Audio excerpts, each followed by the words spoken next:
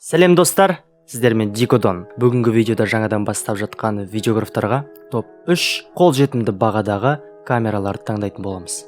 Кеттік. Бірінші болып қарастыратын камерамыз ол Canon 600-ді. Бұл камераны әлі қолына фотоаппарат ұстап көрмеген және камераны жалпы 3 функциясын ISO, выдержка, диафрагманы білмейтін жалпы фото-видео әлеміне алғаш қадам бастап жатқан адамдарға арналған. Алғашқы өзімде камерам Canon 600-ді болған. Енді сол камералардың минустары мен плюстарын салыстырып кетсек. Бұл камераның плюстары бағасы өте арзан. Сіз бұны жаңадан сатып ала алмайсыз, бірақ OLX-тан, бу базарлардан 40-50 мың теңгеге жақсы күтілген түрін камераны ала аласыз. Екінші плюсы қозғалмалы экран. Төменгі ракурстан жоғарғы ракурстан түсіргенде және өзіңіздің блог түсірген кездерде де өзіңізге камераны бұрып қойып, қандай жерде орналасқаныңыз, қалай тұрғанын камера қосылып тұрма соны көру арқылы өте ыңғайлы түсіру. Тағы да бір плюсы фотоға түсіру мүмкіндіктері. Жалпы камераның телефонның айырмашылығы, камерада сіз объектив ауыстыра аласыз, қымбат объектив қоя аласыз және светтер арқылы ойнап жақсы сападағы фотолар шығара аласыз. Менің өзім сол арқылы өзінің китовый объективімен де біршама ақша таптым. Келесі сізге блог түсіруге арналған видеолық мүмкіндіктері. Видеоны максимум Full HD 30 FPS түсіре алады. Бірақ YouTube түсірген кезде де және басқа да видеолар түсірген кезде де ол Full HD сапасы сізге артығымен жетеді. Ал енді минустарына келсек, қараңғыда фотоны да видеоны түсірген кезде максимум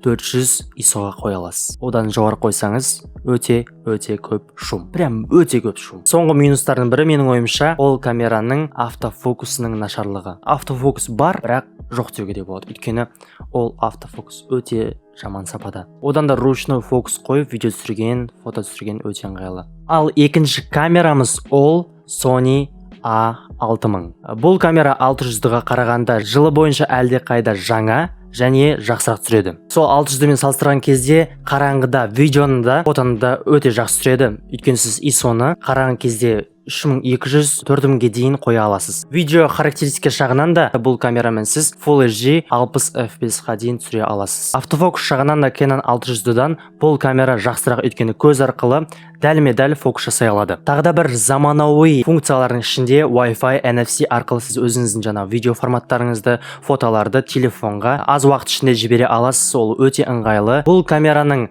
тағы да бір жақсы плюстарының бірі Powerbank арқылы шнурмен қуаттап, фотоны да видеоны түсіріп жүре аласыз. Әрине бұл камеранда минустары бар. Оның ішінде батарейкасының миллиампері аздығы және тез отыруы. Қатты ыстық кезде, қатты суық кезде одан сайын тез отырады. Және видеоны жоғары форматта түсірген кезде сіздің камераңыз қатты қызатын болады. Сол қызғаннан кейін лезде камераңыз өшіп қалуы мүмкін. Соңғы минустардың бірі менің ойымша төменгі сападағы камераның өзінің экраны. Кішкентай, сіз даже фокус дәл тұстыма көре алмайсыз. Қатты күннің астында да экранның жарықтануы өте әлсіз, сондықтан сіз нақты қандай зат түсіріп жатқаныңызды көре алмайсыз. Сол жағынан өте ыңғайсыз. Бұл камераның бағасы Canon 600-ге қарағанда кішкене жоғары, но сол бағаға сай келеді. Бұл камераны сіз Canon 300 сияқты да жаңадан сатып ала алмайсыз. Бұл базардан немесе OLX-тан 100 мыңның көлемінде қарастырып жақсы күтілген камераны сатып ала аласыз. Соңғы үшінші болып бонуспен Canon фирмасынан да, Sony фирмасынан да бір камерадан ұсынатын боламын. Бұл камералар жаңадан қадам бастаушыларға емес, кәсіби бағытқа көшем деушілерге жақсы шешім болып табылады. Бірінші болып Canon фирмасынан M50 камерасы. Бұл камераның төменде айтылған фотоаппараттардан фото жағынан қатты айырмашылық жоқ. Бәрі жалпы бірдей сапада түсіре алады. Ең басты айырмашылығы видеоны 4K форматында түсіреді. Бағанағы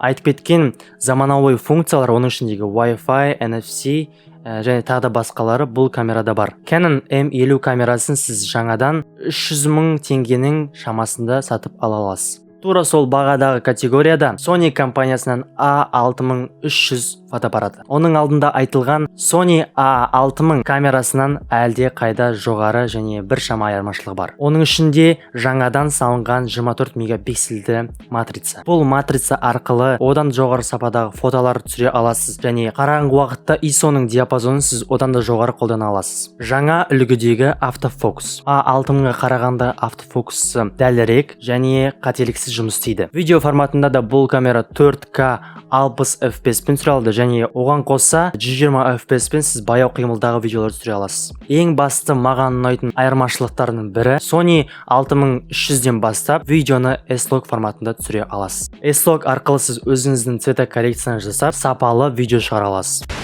Құрметті достар, ал осы видео арқылы өзіңізге сай камера таңдауға көмектесе алдым деген ойдамын. Камера таңдау өте қиын, өйткені олардың түрлері, модельдері өте көп. Бірақ сіз онымен басыңызды қатырмаңыз. Ең бастысы сапалы контентке назар аударыңыз. Оның ішіне жарықтың сапасы және дыбыстың сапасы кіреді. Осы арқылы сіз арзан камераға да сапалы контент түсіре аласыз. Сіздерден лайк және тіркелуді ұмытпаңыздар. Қазақ тіліндегі жаңаша контентке сіздерден үлкен қолдау күтемін. Келесі видеода кездескенше.